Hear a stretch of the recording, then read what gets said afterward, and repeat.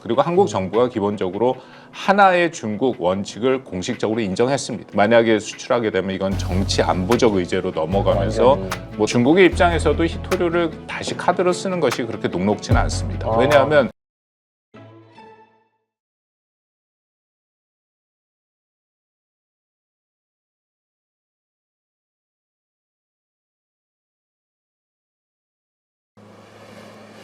안녕하십니까. 머니톡 가족 여러분, 신한투자증권 영업부의 황희연 PB팀장입니다.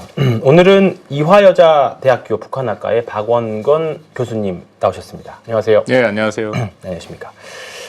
오늘 조금 어려운 국제 정세와 관련된 내용을 한번 이야기해 보도록 하겠습니다. 근데 이 부분이 항상 우리나라 증시에, 글로벌 증시에 출렁출렁거리게 만드는 요소니까 한번 같이 잘 들어보고 투자에 잘 판단 도움이 되셨으면 하겠습니다. 최근 대만이 트럼프 행정부의 압박이 계속 있습니다. 근데 이제 대응해서 국방비를 400억 달러나 증액을 했다라고 하네요. 현실적으로 대만이 중국의 침공을 자력으로 막아낼 수 있을까요? 당연히 아닐 거라고 봅니다. 네. 네. 뭐 당연히 그렇죠. 네. 그 세상에 중국과 자력으로 네. 싸울 수 있는 국가는 정말 손에 꼽힐 것이다라고 볼 수밖에 없고. 네.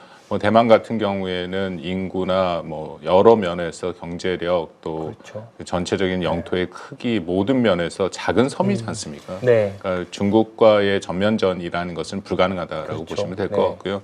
그것을 너무나도 잘 알고 있기 때문에 대만 같은 경우에는 이런 절대적 열세를 자신들이 극복하기 위한 방안으로 일종의 그 거부 전략을 하고 있습니다. 이게 뭐냐면은 막긴 막는데 저쪽에서 쉽게 뚫지 못할 정도 수준으로 받겠다.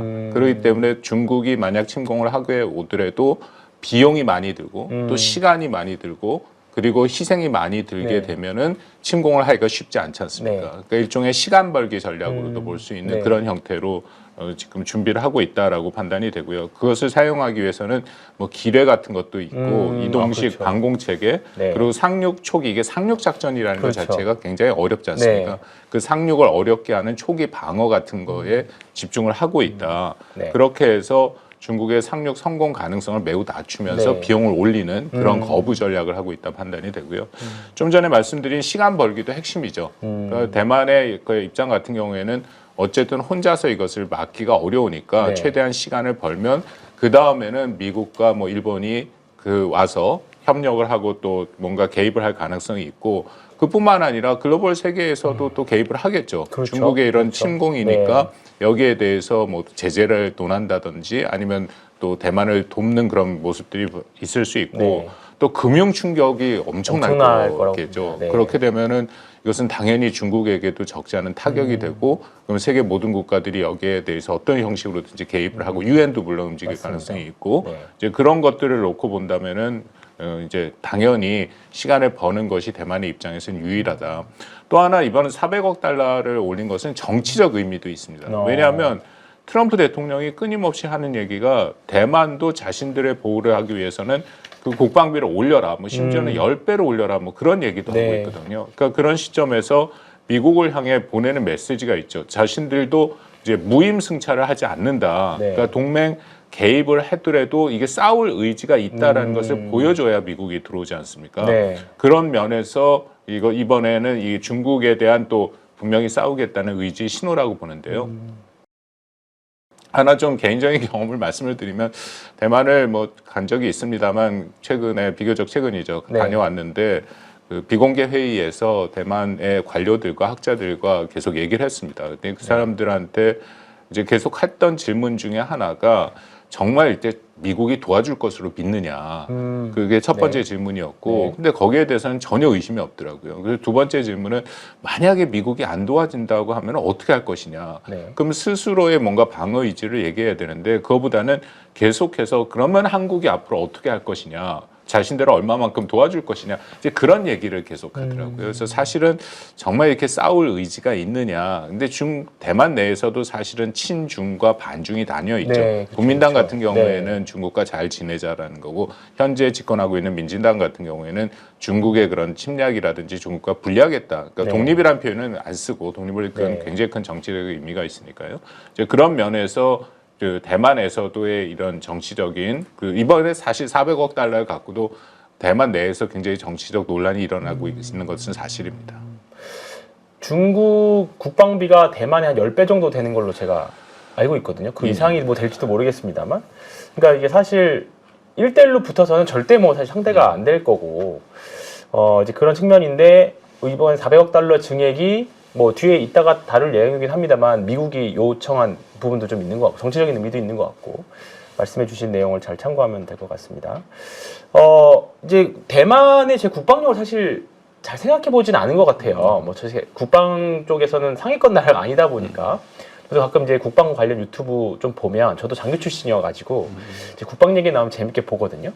근데 대만 얘기 사실 많이 최근에 이제 뭐 이런 예전에 생각국열도 열풍 있었을 때나 최근 이슈 있을 때나 좀 봤던 것 같은데 대만의 흉펑 미사일이라고 있나 봅니다. 네. 이거랑 T돔 이게 비대칭 전력으로 구분이 되는 것 같은데 전면적 승산이 없으니까 당연히 요걸로 가는 거겠죠. 그렇습니다. 요 내용을 좀 설명 좀 해주실래요? 아까 말씀드린 것처럼 거부 전략이죠. 네. 그러니까 중국이 침략을 하기 위해서는 상륙을 하고 또 그들이 들어오는 것을 최대한 막는 그런 입장에서의 필요한 그런 비대칭 전력들을 활용을 하고 있다고 판단이 드는데 말씀하신 흥펑 미사일 같은 경우에는 초음속 대함 미사일입니다. 대함. 예, 그렇기 때문에 침공의 시나리오를 보면은 중국이 항공모함 전달을 활용할 가능성이 그렇죠. 높으니까 그것에 대해서 효과적으로 막을 수 있는 그런 미사일 체계를 갖고 있는 핵심 전력이고요. 네.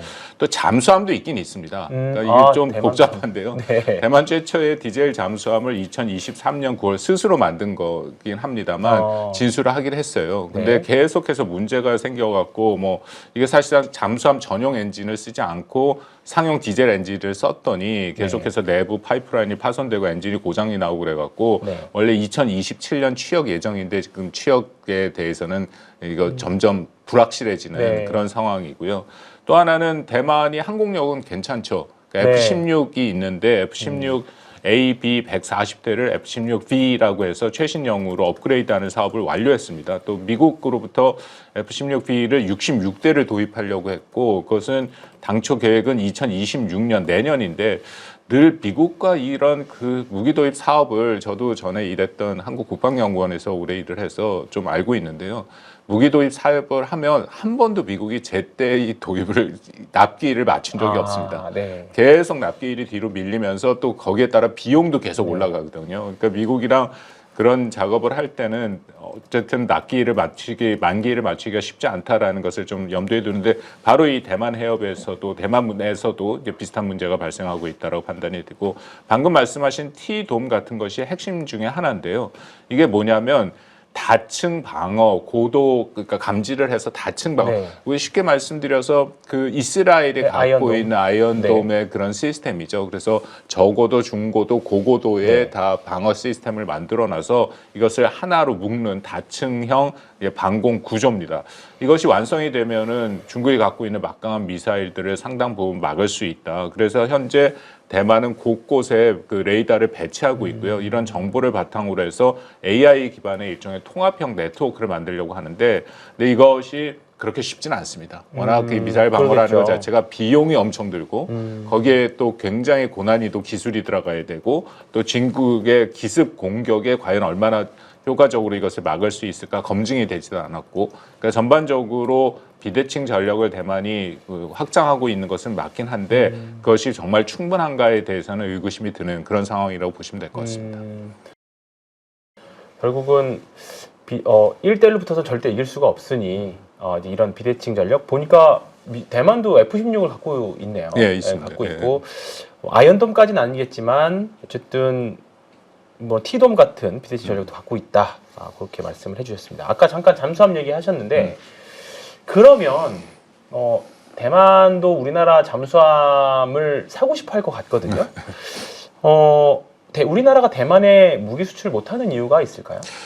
그냥 아주 상식적으로 생각해 보시면 2017년에 우리가 사드 사태를 경험하지 않았습니까? 근데 사드라는 것 자체가 이것은 방어용 무기 체계고 더군다나 한국이 그것을 사용하는 것이 아니라 주한미군이 미군 기지 사실 방어용으로 갖고 왔는데 그거 하나 갖고도 중국이 한국한테 아직까지도 하나령 뭐 중국은 그런 것이 없다라고 부인을 하긴 합니다만 중국의 한국의 컨텐츠가 소비되지 못하고 있는 것은 분명하고 뭐 굉장히 어려움이 있었죠. 근데 그런 판국인데 만약에 우리가 잠수함을 만약 대만에 한다. 네. 이 잠수함은 비대칭 전력 중에 핵심이죠. 만약에 대만이 한국이 갖고 있는 장보3, 패치3 디젤 잠수함 같은 경우는 성능이 굉장히 좋습니다.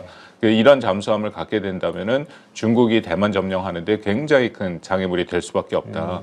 그렇기 때문에 그런 정치적 이유도 있고요. 그리고 한국 정부가 기본적으로 하나의 중국 원칙을 공식적으로 인정했습니다. 그러니까 중국과 국교 정상화를 하는 그 92년에 인정을 한 거죠. 네. 하나의 중국 원칙이라는 것은 대만을 국가로 보지 않는다라는 것이고 그 안에는 대만과의 군사 협력이나 무기 체계 거래 같은 경우에는 사실상 금기시 된다라는 것은 맞죠. 그러니까 정부가 이런 모든 것들을 일종의 원칙으로 유지를 하고 있는데 만약에 수출하게 되면 이건 정치 안보적 의제로 넘어가면서 완전히. 뭐 당연히 중국은 명백한 외교적 도전으로 볼 것이고요. 두 번째는 그거 말고도 한미 동맹 구조에서 제약도 있습니다. 왜냐하면 대만에 방금 F-16이 있다고 말씀을 네. 하셨는데 말씀을 드렸지 않습니까? F-16을 비롯해서 대만의 무기 체계는 네. 거의 다 미국 겁니다. 미국에서 수입을 해오는 네. 것들이죠. 그러면은 우리 무기 체계도 상당 부분 미국 부품을 사용하고 그렇죠. 있어요. 그래서 우리가 수출하려면 미국이 거기에 대해서 동의를 해줘야 되는데 이게 또 대만의 위기 상황과 여러 가지 문제도 있고 사실은 대만의 모든 무기는 미국이 독점을 하는 것도 있고 이제 그런 면에서 동맹 차원에서도 그렇게 녹록한 일은 아니다. 그래서 중국의 반발이나 미국의 소극적 태도 같은 것들이 이 대만에 우리가 원하는 그러니까 대만은 당연히 원하겠죠. 네. 그렇지만 수출이 어렵다, 거의 불가능하다 보시면 될 것 같습니다. 듣기만 해도 되게 정치 역학이 되게 엄청 머리가 아프고 보입니다. 근데 요 과거 사례가 있었네요. 네덜란드에서 1980년대에 대만에 잠수함 팔았다가 아주 큰일이 난 적이 있었네요. 예전에 네덜란드 잠수함을 만든 적이 있었나 봐요. 예, 네덜란드가 원래 해양 국가니까 네. 나름대로 잠수함이나 그 해양선 같은 경우에는 지금은 많이 이제 쇠퇴를 하긴 그렇죠. 했습니다만 네. 한때는 또 가장 그 앞서가는 국가 중에 하나였죠. 그랬는데 과거에 한번 팔았다가 네덜란드 기업들이 중국 시장에서 퇴출되고 근데 80년대면 너무 오래전 일이기는 한데 예. 그때 당시 제가 자료를 찾아봤더니 네덜란드는 다시는 대만에다 무기 팔지 않겠다. 사실 우리나라보다 더 사실 관계가 좀 덜 할 텐데 우리나라가 만약에 네덜란드에다가 무기 수출을 하게 되면 말씀하셨던 대로 사드보다 더 큰 사태가 왜냐면 지금도 사실 뭐 이제 아직도 한한령 해제를 한 해 만에 아직도 얘기가 나오는 거잖아요. 예. 거의 한 10년 걸린 거죠. 2017년부터 17년이니까. 사드 사태가 시작이 네. 되니까 벌써 뭐 한 8년 이상 넘어가고 있죠. 그렇게 되면 뭐 단순 한류 금지령뿐만 아니라 뭐 반도체 소재부터 히토류부터 뭐 이런 부분들이 계속 더 악화돼서 경제 문제에 엄청난 영향을 좀 미치지 않을까 저도 생각이 됩니다.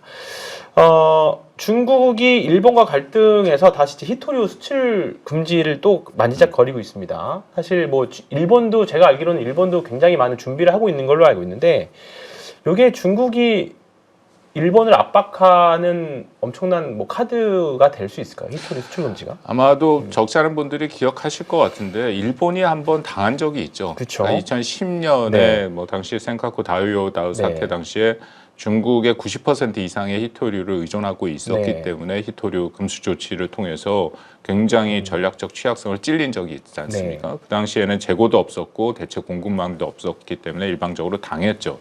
2025년 뭐 현재로 놓고 보면 일본은 이미 한번 맞아본 상태이기 때문에 여기에 대한 대응을 해오고 있었다. 그래서 현재로서 중국 의존도가 2010년에는 90% 가까이 됐는데 현재는 한 50에서 60% 수준으로 대폭 감소를 많이 했습니다. 의존도는 줄어들었네요. 호주나 뭐 미국, 베트남 등으로부터 히토류를 수입을 하고 있고요. 또 정부 비축 제도도 있었기 때문에 일정 수준 그 뭔가 버틸 수 있을 네. 정도의 그 정도 양은 비축해 놓고 있다라는 거고 또 히토류 사용 자체를 뭔가 줄이도록 하는 기술적 대체도 진행을 해놓은 상황입니다. 그렇기 때문에 좀 대비가 돼 있다라는 거고요. 또 중국의 입장에서도 히토류를 다시 카드로 쓰는 것이 그렇게 녹록지는 않습니다. 왜냐하면 네. 이것을 전략 카드로 사실은 이 공급망에서 다 제대로 이것이 제공이 돼야 되는데 이것을 자꾸만 어떤 정치적인 그런 이유로 그 공급망을 흔들기 시작하면은 이것은 모든 국가들이 한국도 마찬가지 전략 물자로 생각하게 될 거 아닙니까? 네. 그렇다면은 거기에 대해서 모두 다가 뭐 보조금을 지급한다든지 국가 비축을 한다든지 아니면 중국을 배제하고 뭐 이미 미국과 일본, 호주는 했습니다만 네. 한국도 글로 들어갈 수 네, 있고요. 그쵸. 히토류의 새 공급망을 빨리 그 배제하는 중국을 배제하기 위해서 구축하고 중국은 완전 신뢰할 수 없는 공급국이다라는 낙인이 찍힐 가능성이 있다. 근데 그럼에도 중국이 원하면 쓸 수 있겠죠. 그러니까 저는 지난번 2010년 같이 완전히 이것을 뭐 못하게 하는 그런 금수 조치를 하지는 네. 않고 특정 어떤 기업을 타겟으로 한다든지 아니면 히토류 중에 일부만 타겟을 한다든지 네. 아니면은 뭐 그 세관의 통관 검사 같은 경우를 강화해 버린다든지 네. 뭐 그런 방법으로 약간 이렇게 목표를 정해놓고 공격하는 그런 형식은 가능하다라고 판단이 됩니다. 그렇지만 이전만큼의 타격을 주기는 어렵다라고 생각합니다. 만약에 중단을 하게 되면 최근에 보면 사실 뭐 중국 관광객들이 일본에 안 와서 좀 타격을 관광 산업으로 좀 타격이 있다라는 뉴스도 좀 들리는 것 같거든요. 그런데도 불구하고 일본이 계속 관광에 나간다는 건 어느 정도 준비가 돼 있다라고 봐도 될까요? 그렇습니다. 더불어서 일본 내에서 지지가 있기 때문에 네. 다카이치 수상 같은 경우에는 이 히토류뿐만 아니라 중국에 대해서 매우 강경한 입장을 네. 보이고 있지 않습니까? 그 얼마 전에 대만 해협 위기는 존립 위기다라고 얘기를 해서 그게 대만 그 문제를 듣고 중국이 일본에 대해서 본격적으로 네. 압박을 가하고 중일 관계가 매우 안 좋아지는데 그런데 여전히 다카이치 수상 같은 경우에는 총리의 지지율은 70%가 넘어요. 역대 가장 높은 네. 수준. 그러니까 점점 어떻게 보면은 일본도 더 우경화되는 모습이 있고 네. 그렇게 강력하게 나갈수록 지지율이 더 올라가는 모습들. 네. 젊은 층에 대해서는 중국에 대해서 반감들이 꽤 있거든요. 그렇군요. 그러니까 그런 면도 있다고 볼 수 있는 거죠. 반대로 만약에 중국이 한국을 아니 뭐 이제는 반대로 사실 우리나라 중국이 조금 사이가 좋아지려고 하는 국면인 것 같은데 만약에 중국이 우리나라한테 히토리오 제재를 하면 우리나라는 어느 정도 준비돼? 우리는 매우 취약합니다. 그러니까 8에서 90% 정도의 히토류를 중국에 네. 의존을 하고 있고 뭐 당장 그런 일이 발생할 가능성은 없지만 네. 이게 자꾸만 전략 물자화 되니까 그러니까요. 우리도 대비할 필요가 네. 있다. 이거는 아시다시피 히토류라는 것은 전기차 모터에 쓰이고 그렇죠. 배터리나 반도체 공정 그리고 우리가 말씀을 나눴던 방산 레이더나 뭐 유도무기, 항공전자 등에 다 필요한 것이고 네. 대체가 쉽지 않은 그런 것들이거든요. 핵심 소재죠. 이제 안보 산업과 핵심 산업과 다 연계가 돼 있는 것들이기 때문에 이 부분에 대해서는 우리도 대비가 필요하다. 그래서 얼마 전에 미일 정상회담에서 말씀드린 히토류에 대해서 서로 협력하기로 했고 호주에 대해서는 아주 본격적인 협력이 됐고 그러니까 우리도 이런 새롭게 구성되는 공급망에 당연히 들어갈 거라고 생각을 하고 있고요. 그래서 계속해서 대체제로 만들 필요가 있다라는 생각은 있습니다. 단기적으로 충격은 꽤 클 거라고 생각을 하고요. 우리 같은 경우에는 그런 특히 체감하는 충격은 매우 크겠죠. 그렇지만 뭐 그거 자체가 우리 산업을 완전히 흔들 수준은 아니다. 그렇지만 거듭 말씀드립니다만 거기에 대한 대비는 우리도 필요하다. 왜냐하면 자꾸만 이것을 일종의 전략 물자로 활용을 해서 상대방의 어떤 외교적인 문제를 갖고 압박을 하는 모습을 보이니까 우리도 거기에 대한 대비를 해야겠죠. 우리나라도 2017년도 중국이랑 그렇게 사드 사태 이후에 반도체 소재 일본이랑 관계였군요. 사드가 아니라 일본이랑 이제 관계가 있고 나서 내재화에 대해서 엄청 많이 했었잖아요. 반도체 네. 소재 장비들. 그러면서 사실 기술력이 되게 많이 올라왔는데 히토류는 사실 뭐 최근에 보면 관련 기사 찾아보면 뭐 이제 대체할 만한 신소재를 만들었다라는 기사 좀 본 것 같은데 국제 기관들에서 그럼 말 그대로 땅에서 캐야 되잖아요. 그게 사실 쉽지 않은 것 같은 부분들이라. 예, 히토리에 대해서 사실 등샤오핑의 중국 시절에 중국이 네. 뭔가 자신들의 확실한 카드가 필요하다. 그래서 전략 물자가 필요하다 해갖고 네. 그때부터 20년간을 이상 준비를 해갖고 이제는 완전히 세계의 공급망 전체를 다 장악을 하고 있는 거죠. 말씀하신 것처럼 히토류라는 것은 땅에서 나는 거기 네. 때문에 광물 수준으로 그것을 빼고 그다음에 그렇죠. 정제하고 정렬하는데 이것이 환경 오염도가 굉장히 높습니다. 그런 기술력과 모든 공급망을 갖고 있는데 한 가지 많은 분들이 잘 모르시는데 그렇게 중국이 공급망을 지배하기 전에 네. 히토류의 최대 공급 국가는 미국이었습니다. 또 네, 미국 내에서 광산이 있고 미국 내에서 히토류를 다 제공할 수 있는데 중국이 그렇게 들어오다 보니까 가격 경쟁도 안 그렇고 또 되죠. 환경 문제가 그렇죠. 있으니까 미국에서 네. 안 하기 시작한 네. 거거든요. 그래서 제가 판단하기에는 더군다나 호주 같은 경우에는 히토류가 훨씬 더 채굴하기가 편하게 돼 있답니다. 그러니까 네. 어떤 환경 오염적인 부분이 적고 근데 보다시피 일본이나 뭐 미국이나 호주로 만약 한국까지 들어가게 된다면 기술력이 또 뛰어난 국가들이잖아요. 그렇죠. 그렇기 때문에 채굴해서 정제하고 정련하는 모든 과정들을 훨씬 더 잘 만들고 단기간에 할 가능성도 높다. 아. 이제 그런 전략 물자를 그런 형식으로 우리가 확보할 수 있겠죠. 아, 그렇군요. 처음에 대만하고 중국 얘기부터 시작했는데요. 히토리 얘기까지 왔습니다. 투자에 아마 판단이 도움이 될 만한 코멘트들을 아주 많이 해주셨으니까 참고하시고요. 1부 여기까지 하고 2부에서 미국과의 관계에 대해서 또 알아보도록 하겠습니다. 수고하셨습니다.